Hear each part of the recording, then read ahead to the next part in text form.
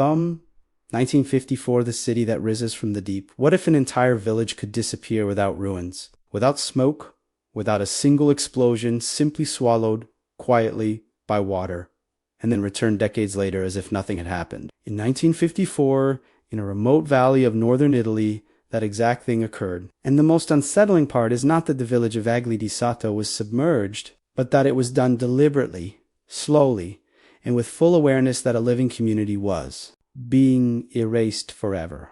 In the years after World War II, Italy was racing toward reconstruction. Electricity meant progress, dams meant power, and power meant survival in a modernizing Europe in the Appian Alps, surrounded by steep mountains and dense forests. The small village of Vagli di Sato existed almost untouched by this rush. Stone houses clung to the slopes. Narrow streets followed paths older than written records. Families lived from farming, livestock, and traditions passed down for generations. It was not a rich place, but it was rooted, stable, and deeply alive. Then came a plan conceived far from the valley. Engineers identified the area as ideal for a hydroelectric reservoir. The calculations were precise. The benefits were clear. The cost, however, was human. To flood the valley, the village had to go. There was no dramatic announcement, new public spectacle, just official notices, meetings filled with technical language and an unspoken truth everyone understood. Vagli di Sato had been marked for disappearance. Residents were told they would be relocated uphill to a newly built settlement. Compensation was offered, but money could not replace land worked by ancestors. Homes built stone by stone, or a church where entire family histories were carved into marble plaques. As months passed, the certainty became unbearable. People packed belongings, knowing they would never return. Doors were closed for the last time. Altars were dismantled. Cemeteries were moved. What could not be carried was left behind, waiting for water. The filling of the reservoir did not happen in a single night. It was gradual, methodical, almost cruel in its patience. Day by day, the water rose. First, the fields vanished. Then the lower streets, windows became reflections. Roofs turned into islands. Locals watched from higher ground as familiar places dissolved into silence. No catastrophe, no collapse, just the steady advance of the lake, erasing a village that had existed for centuries. By the end of 1954, Vagli di Sato was gone. Officially, it no longer existed. Maps were updated. Records adjusted. Life moved on. Above the waterline, the new village of Vagli was inhabited, functional, modern. Below, an entire town remained intact, frozen beneath the surface, preserved by cold, darkness, and mud. Streets, staircases, walls, even door frames stayed where they were, unseen but not destroyed. For decades, the lake became ordinary. Tourists passed by without knowing what lay beneath. Children grew up unaware they were swimming over rooftops and kitchens. The submerged city became a footnote, a technical consequence of progress. But something about Vagli refused to disappear completely. Locals spoke of it in lowered voices. Elders remembered exact corners and alleys, now hidden under meters of water. And then, unexpectedly, the impossible happened. On rare occasions, when maintenance required the reservoir to be drained, the water reached Vagli di Sato came back, not as ruins scattered by time, but as a ghostly, intact village emerging from nowhere. Streets reappeared. Walls stood upright. The church facade rose from the mud like a memory, refusing to stay buried. People could walk through a city that should not exist anymore. This is where the story stops being only about engineering or history, because when a city returns after decades underwater, it forces a question no one is comfortable answering. Was this progress worth it? What does it mean to erase a place so completely that it only survives by accident? And why does walking through a drowned village feel less like exploring ruins and more like trespassing on a paused life? What follows is not just the story of a submerged town, but of choices, consequences, and a place that refuses to stay forgotten waiting beneath the surface, ready to rise again. If this story already made you pause and imagine what it would feel like to watch your entire hometown slowly disappear underwater, take a moment to share that thought. Comment below what shocked you the most so far about Vagli di Sato, or what you believe would be hardest to leave behind if you were forced to abandon a place forever. Understanding stories like this goes beyond curiosity, and leaving a like helps this investigation reach more people who care about forgotten places and hidden histories. If you want to continue uncovering mysteries like this one, make sure you are subscribed to the channel so you do not miss what comes next. Before it became a name whispered in documentaries and photographs of mud-covered streets, Vagli di Sato was simply a living place. Not a legend, not a curiosity, but a working mountain village shaped by centuries of repetition. Life here moved at a rhythm dictated by terrain, seasons, and memory rather than calendars or clocks. The houses were built from local stone. Thick walls, meant to hold warmth through harsh winters and remain cool during summer, were heavy, practical, designed to survive snow and rain rather than impress anyone passing through. The village sat deep in a narrow valley of the Appian Alps, isolated not by distance, but by difficulty. Reaching vaguely required effort. Roads were winding and unforgiving. That isolation shaped the people. Families knew one another across generations. Surnames repeated. Stories repeated. The past was not something studied. It was something lived daily. A field worked by a grandfather was worked again by his son, then his grandson, using tools that barely changed. Most residents lived from agriculture and livestock. Small plots of land produced vegetables, grains, and olives. Goats and sheep grazed the slopes. Woodcutting was common. As forests surrounded the valley, life was physically demanding, but it was predictable. The land gave what it always had, and people took only what they needed to survive. There was little wealth, but also little illusion. Everyone understood the limits of the place they lived in. At the center of the village stood the church, not only as a religious space, but as a social anchor. Baptisms, marriages, funerals, seasonal celebrations all passed through its doors. The bells structured time more reliably than any clock. When they rang, people knew what was expected of them. Markets formed nearby. Conversations happened on the same steps, the same corners, year after year. Children grew up knowing exactly where they belonged. They learned paths through the village before they learned to read. Elderly residents sat outside their homes, watching life move past slowly, confident that tomorrow would look almost identical to today. There was comfort in that certainty. Even hardship felt familiar, manageable, because it had always been there. What makes this part of the story unsettling is not nostalgia, but contrast. Vagli di Sato was not dying. It was not abandoned. It was not collapsing economically or socially. There was no famine, no war forcing people out. The village functioned as it had for generations, and that is precisely what made its fate so cruel. It was not lost to chaos or decay, but to a decision that treated it as empty space on a technical drawing. When news of the dam project reached the valley, disbelief came first. Many residents assumed it was another distant plan that would never truly reach them. Outsiders had always talked about development, roads, industry, progress. Very little of it ever arrived. But this time was different. Surveys were conducted, markers appeared, officials returned repeatedly. Slowly, the idea that the village itself was the obstacle became impossible to ignore. For the people of Vagli di Sato, this realization created a strange psychological fracture. Daily life continued, but with a growing awareness that it was temporary. Every routine suddenly carried weight. Every walk through the village felt like a farewell that no one wanted to admit. People began to notice details they had ignored for decades.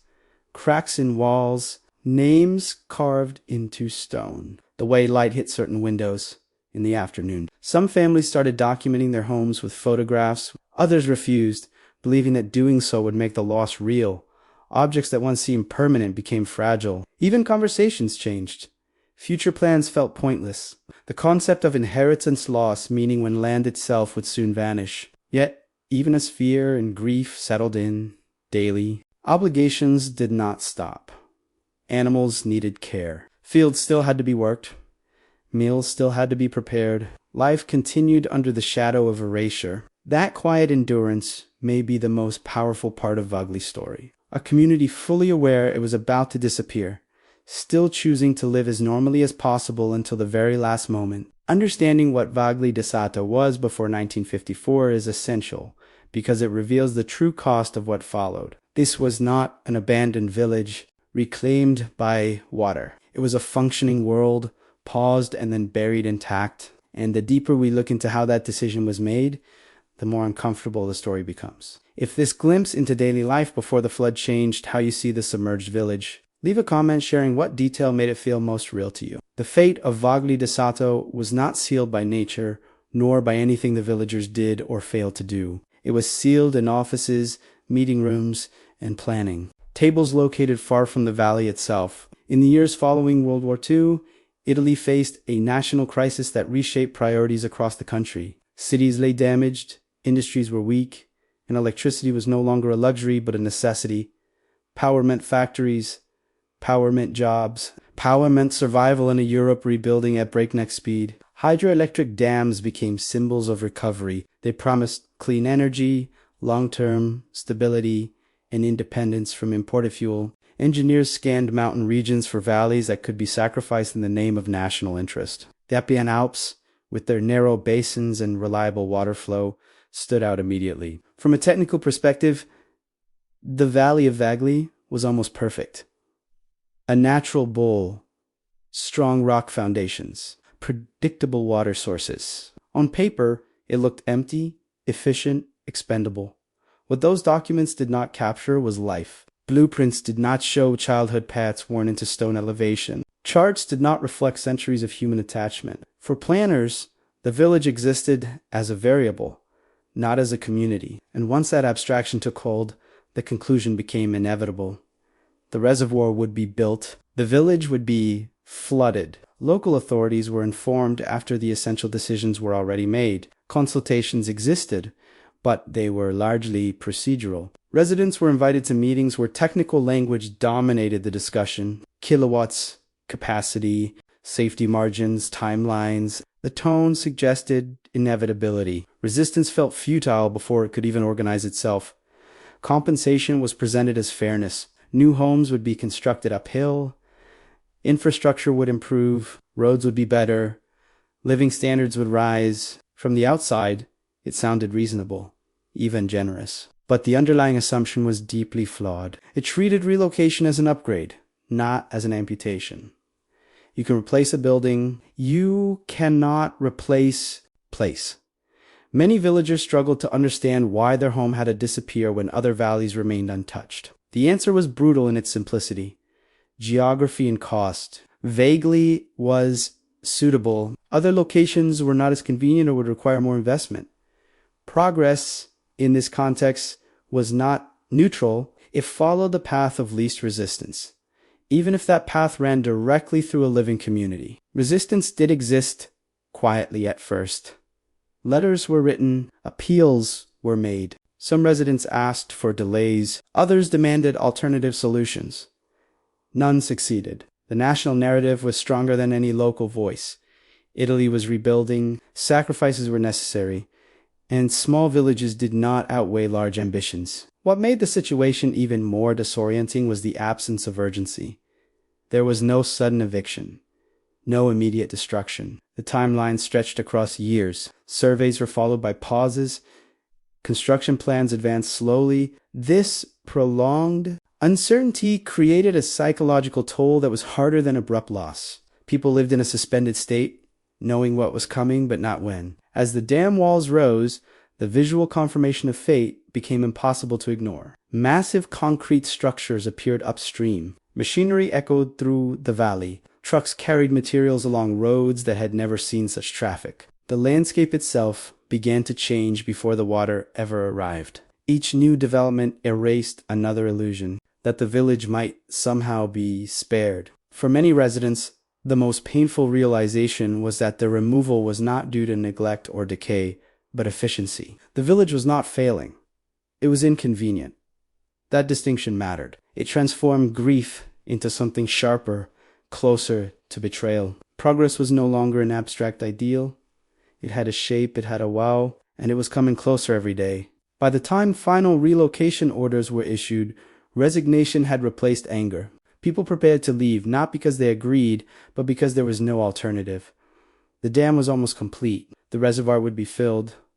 The valley would become a lake. Vagli di Sato would become a memory. Understanding this decision-making process reveals a central truth of the story. The disappearance of the village was not an accident of history. It was a calculated choice made in pursuit of national goals, where human cost was acknowledged, documented, and ultimately accepted. The moment relocation became unavoidable, Vagli di Sato entered its most painful chapter. This was no longer about plans, projections, or distant authorities. It became physical, immediate, and personal.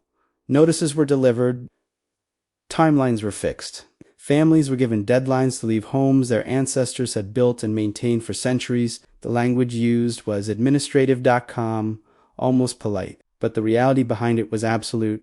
Stay, and your house would be flooded. Leave, or be erased with it. There was no single day when everyone packed at once. The exodus unfolded unevenly, household by household, creating a strange half-life for the village. Some homes were emptied early, others remained occupied until the last possible moment.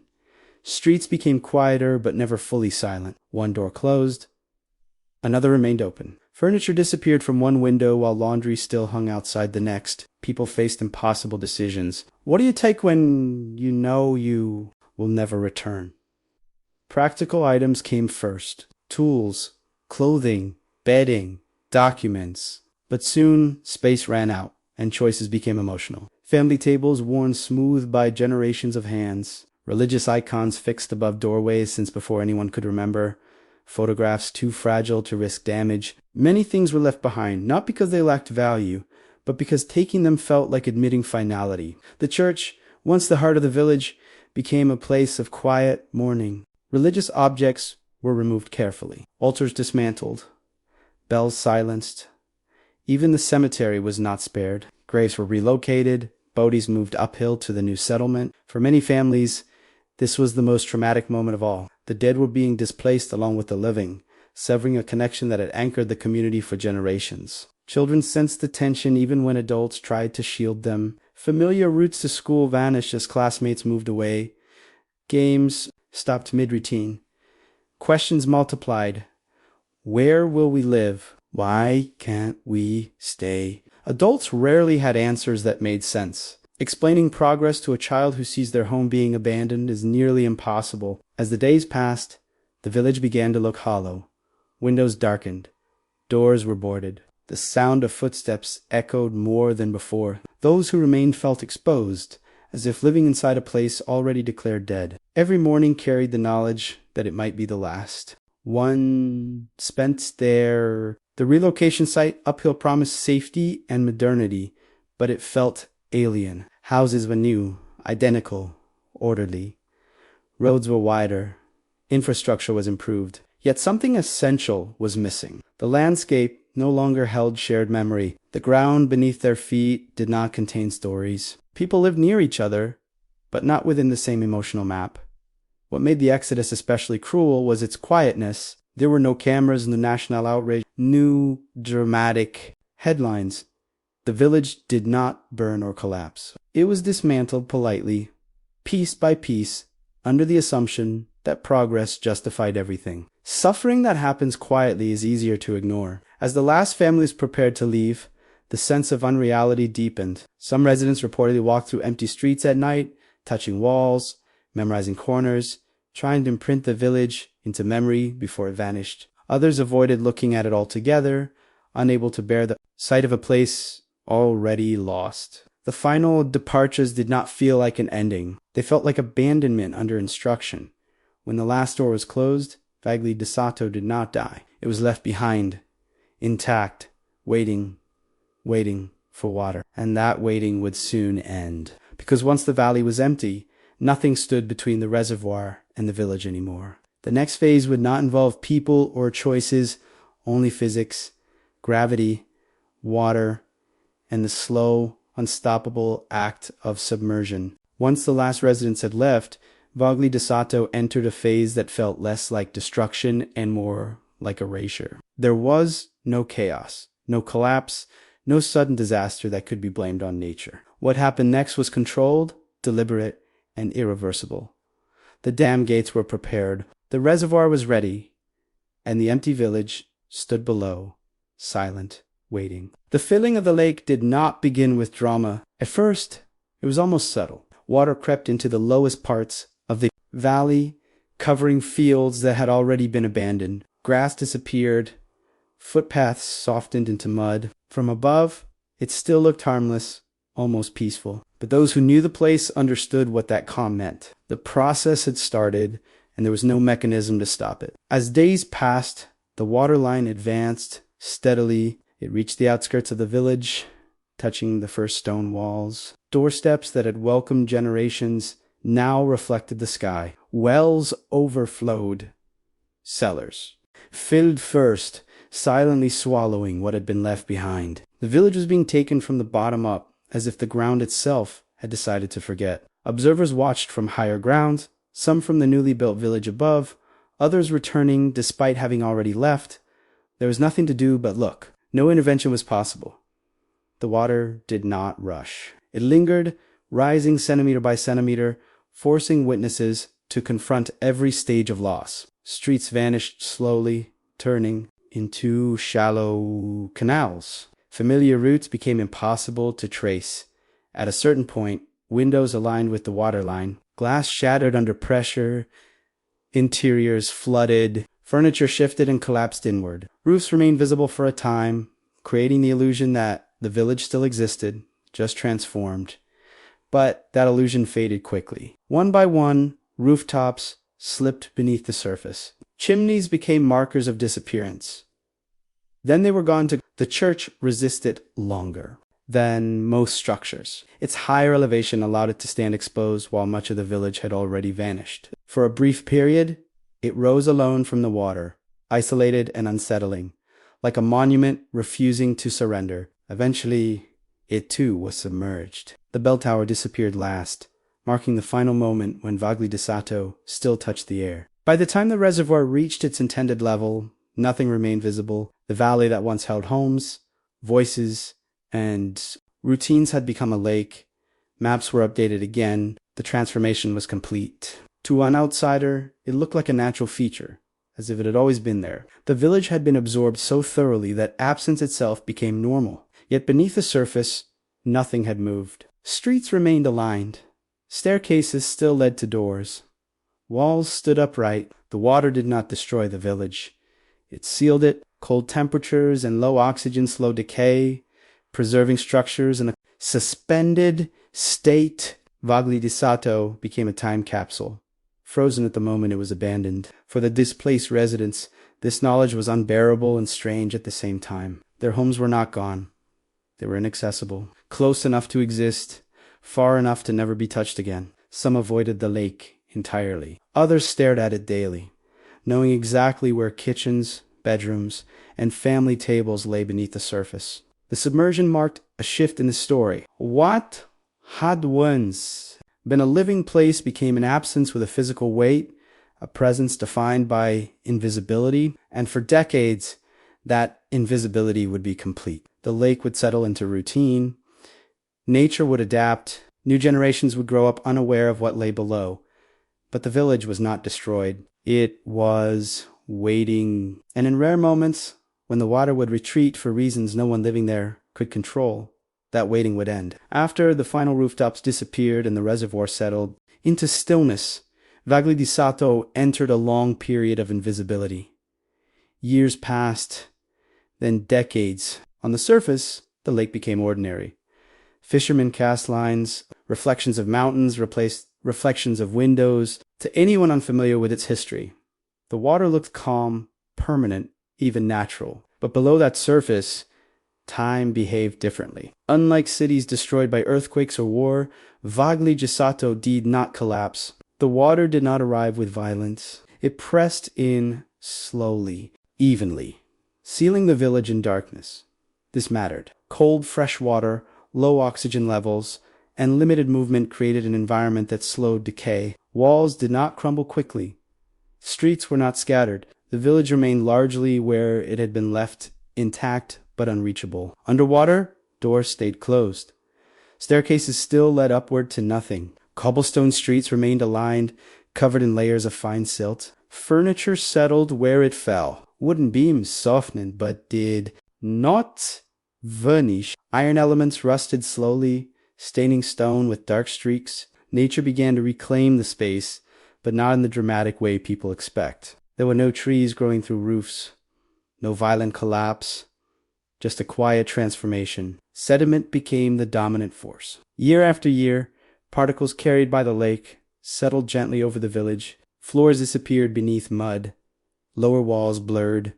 Details softened. The city became less defined, but more preserved, wrapped in layers like an artifact buried intentionally rather than lost. For former residents, this invisible preservation created a unique kind of grief. The village was not destroyed enough to be mourned as ruins, yet not alive enough to be remembered as a place that still existed. It occupied a disturbing middle state. People knew their homes were still there, down to specific rooms and doorways, but they could not see or touch them. Memory became more precise, not less. Elderly residents could point to the surface of the lake and say exactly where a kitchen once stood, where a staircase turned, where a window caught afternoon light.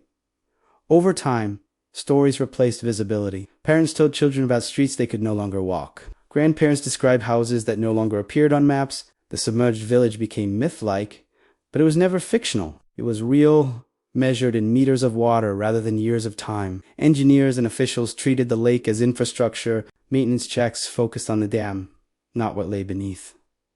The village was not considered fragile heritage. It was collateral, already accounted for, and because it remained hidden, there was no pressure to preserve it intentionally. Ironically, neglect became protection. No tourism, no interference, no redevelopment. The lake's silence guarded the village better than any policy could have. As decades passed, Italy modernized, roads improved, energy networks expanded, the dam faded into the background of daily life. Vagli di Sato became a footnote, mentioned occasionally in local histories or by elders who still remembered Evacuation Day. For most people, it simply no longer existed. But water levels are never truly permanent. Reservoirs must be maintained, dams must be inspected, sediment must be managed. And when that happened, the lake was sometimes drained, partially or almost completely. These moments were rare, unpredictable, and technical. Yet they carried consequences. No engineer could fully control, because when the water withdrew, it did not reveal Roubaix. It revealed a city. The first time this happened, it felt unreal. Mud cracked, shapes emerged, lines appeared where none should exist, roads returned, walls stood upright. The village had not decayed into fragments. It waited. What had spent decades beneath the lake was about to confront the world again. And when it did, the reaction would be shock, fascination, and something closer to unease. Because seeing a city rise from underwater forces, a realization that time does not always destroy, sometimes it preserves. When the water of the reservoir was finally lowered for maintenance, no announcement prepared the world for what would appear. As the lake receded, what first emerged did not look like ruins. It looked like outlines, straight lines where water should have erased everything. Then came corners, then staircases. Slowly, impossibly, Vagli di Sato returned to the surface. The process was as unsettling as its disappearance had been decades earlier. Mud cracked open, revealing stone beneath. Streets surfaced in long, uninterrupted stretches, still following the same paths people once walked daily. Walls rose upright, not collapsed.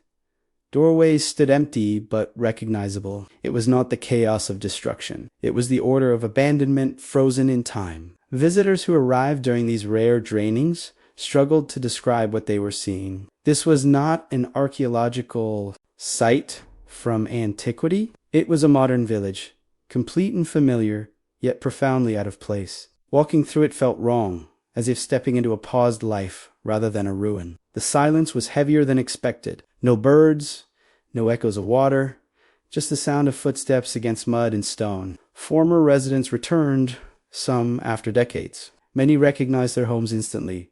They did not need signs or maps. Memory guided them. They pointed to walls and said, "This was the kitchen, that was the bedroom. Here was the staircase where my children used to sit." Some stood silently. Others broke down. The emotional impact was overwhelming. The village had not aged in their minds, and now it seemed not to have aged in reality either.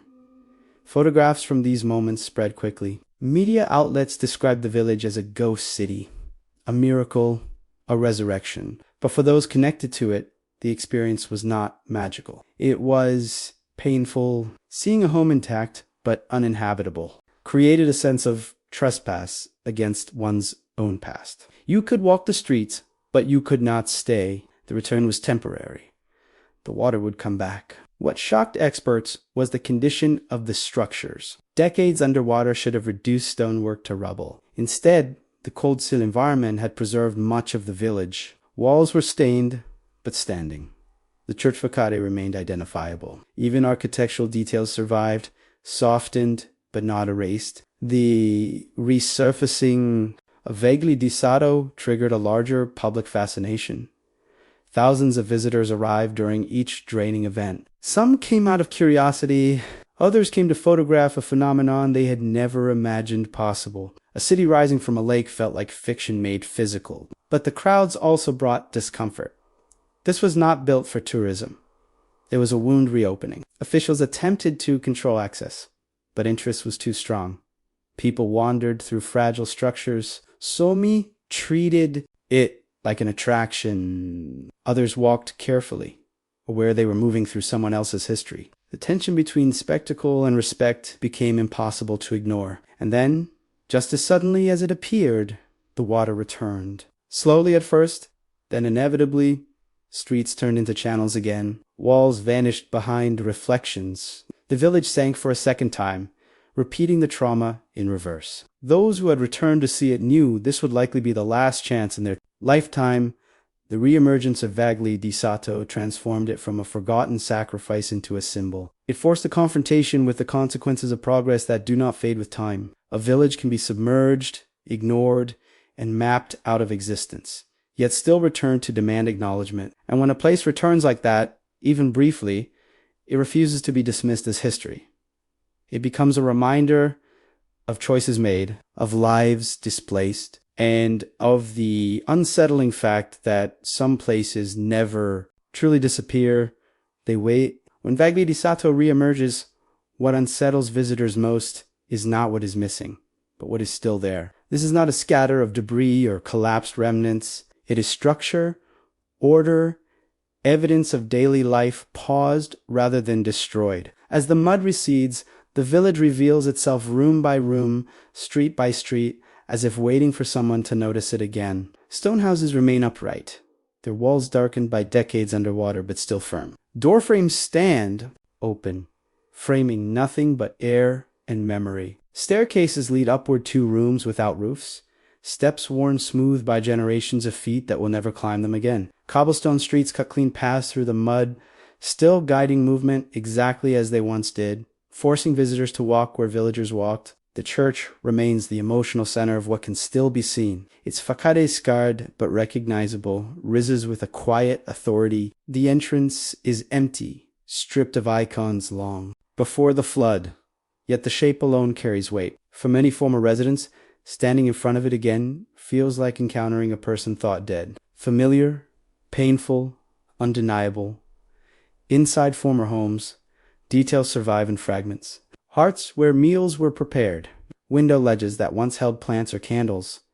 Iron hinges rusted into place, refusing to let go. In Somi house's floor patterns remain visible beneath layers of silt, revealing how carefully these spaces were built, not as temporary shelters, but as permanent homes. What makes these ruins different from ancient sites is their immediate. This is not a Roman city whose builders are anonymous. These houses belonged to people whose children are still alive. The layout is modern enough to feel relatable, yet old enough to feel displaced. The effect is deeply unsettling. You are not imagining a distant past.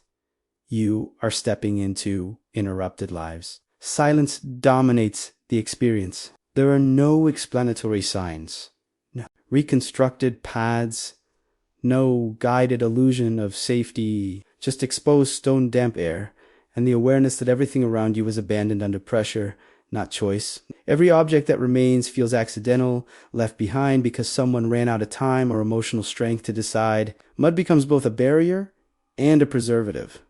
It hides details while protecting them. Each draining reveals something slightly different. A wall previously buried appears. A doorway emerges fully for the first time. Then, inevitably, the water returns and claims it again. Nothing can be saved permanently. The village allows itself to be seen only briefly on its own terms. For many visitors, the experience is overwhelming. Some walk quickly, uncomfortable with the intimacy of the space. Others move slowly, almost reverently. There is an unspoken understanding that this is not a ruin meant to be explored, but a memory forced into visibility. Vagli di Sado does not tell its story loudly. It does not need to. Its structures speak through presence alone, through the fact that they are still here, through the refusal of the village to dissolve into nothing, even after decades beneath water. And yet, as powerful as these ruins are, they raise deeper questions. Why does this place feel haunted even without ghosts? Why does seeing it resurface trigger unease rather than closure? The answer lies not only in what remains, but in what returning visitors feel when they stand among these walls. Because the village does not simply show what was lost. It reminds everyone of how Vizsla was taken. Whenever Vagli di Sado rises from beneath the lake, something unusual happens, not only to the landscape, but to the people who walk through it. The village does not simply reappear as stone and streets. It returns as a psychological space, charged with emotion, rumor, and a quiet sense of intrusion. This is where history begins to blur into legend. Visitors often describe an overwhelming feeling of being watched, even in broad daylight. There are no ghosts in the traditional sense, yet the absence of life feels deliberate, almost intentional. The village appears complete enough to suggest that someone might return at any moment, open a door, or call from a window. That expectation never resolves, leaving behind tension rather than curiosity. Local stories amplify this discomfort. Some claim that during early morning or late evening visits, sounds seem to echo where there should be none. Footsteps, wind moving through spaces that should not produce sound, the faint impression of voices carried by the open valley. Whether these accounts are psychological or environmental hardly matters. The setting invites interpretation. When a place refuses to behave like a ruin, the mind fills in the gaps. Former residents speak of the resurfacing as both a gift and a punishment. It allows them to see what they lost, but only briefly. Each appearance reopens wounds that never fully healed. People return with children and grandchildren, pointing out places that no longer exist in daily life but remain perfectly real in memory. The younger generations often struggle to reconcile the emotional reactions they witness with what looks to them like an abandoned village. For outsiders, the experience is different but no less intense. Many arrive expecting a spectacle, something cinematic or eerie in an entertaining way. Instead, they find themselves walking slowly, speaking, less uncomfortable with the realization that they are standing inside a forced abandonment rather than an ancient mystery. The absence of explanatory narratives forces personal interpretation, and not everyone is prepared for that. Legends have grown naturally in this silence. Some claim the village should never be disturbed, that draining the lake awakens something that was meant to stay buried. Others believe the reemergence serves as a warning, a reminder of the cost of decisions made without consent. These stories are rarely dramatic. They are quiet, persistent, shared among locals rather than tourists. The most powerful legend, however, is not supernatural. It is emotional. The idea that progress does not erase consequences, that places remember even when people move on, that a village submerged in the name of necessity can still return to confront those who benefited from its disappearance. Each reappearance of Vagli di Sado creates the same pattern: media, attention, crowds, silence, and then withdrawal. The water rises again. The village disappears once more, but it never feels final. There is always the awareness that it could return uninvited at any moment. This repeated cycle turns Vagli into something more than a historical site. It becomes a symbol of unresolved loss, a place that refuses closure, A reminder that some sacrifices remain unsettled no matter how much time passes. And that raises a final, uncomfortable question. If a city can return like this, even briefly, what responsibility do we carry toward it? Is remembering enough, or does the act of witnessing demand something more? Today, Vagli di Sato exists in a strange state between presence and absence. Officially, it is no longer a village. It does not appear as a living settlement on maps, and daily life continues above it in the rebuilt town of Vagli di Sopra, yet its influence is impossible to ignore. The submerged village has become one of the most powerful symbols of forced disappearance caused not by war or disaster, but by calculated progress. When the lake is full, there is little to see, just water, mountains, and silence. To an untrained eye, nothing hints at what lies beneath, but locals know exactly where the streets run, where the church stands, where houses still wait. The lake is not an erasure, it is a cover. In recent decades, Vagli di Sato has drawn growing attention from historians, photographers, and travelers fascinated by abandoned places and lost cities. Each time the reservoir is drained, thousands arrive, cameras in hand, eager to walk through a place that should not be accessible. Authorities attempt to balance safety, preservation, and curiosity, but the situation is fragile. The village was never meant to be a tourist attraction. It was never preserved intentionally. Every visit risks accelerating its decay. This creates an ethical tension. Is it right to walk through someone else's abandoned home, even decades later? Dois. No documentation, honor, memory, or does it turn loss into spectacle? There is no clear answer. Some former residents support limited access, believing visibility keeps the story alive. Others feel the village should be left alone, allowed to rest beneath the water where it was sealed. What remains undeniable is the lesson Vagli di Sato continues to teach. Progress is rarely neutral. It benefits some while erasing others. The dam brought electricity and stability, but it also erased a functioning community. That trade-off was accepted quickly at the time, justified by necessity and optimism. Decades later, the submerged village still questions that certainty. Vagli forces us to confront a deeper truth. When development demands sacrifice, the cost is not paid once. It echoes across generations. Children grow up hearing stories of a place they can never live in. Grandparents revisit streets that no longer exist, knowing they will disappear again. The wound does not close. It submerges, resurfaces, and submerges again. Unlike ancient ruins, Vagli di Sato does not belong safely to the past. It belongs to living memory. That is why it feels so unsettling. It reminds us that entire populations can be displaced quietly, efficiently, and legally, without history ever labeling it a tragedy. And as long as the village remains beneath the lake, intact and waiting, it continues to ask an uncomfortable question. If this happened here, in plain sight, under the banner of progress, how? Many other places disappeared without ever returning to remind us. If you stayed until the end of the story, it means this place affected you in some way. Take a moment and comment the word submerged. If Vagli di Sato changed how you see abandoned cities and the true cost of progress. Leaving a like helps this story reach more people who care about forgotten places and hidden histories. And subscribing ensures you do not miss the next mystery waiting to be uncovered. And if this story stayed with you, the next video appearing on your screen dives even deeper into another place that vanished without explanation.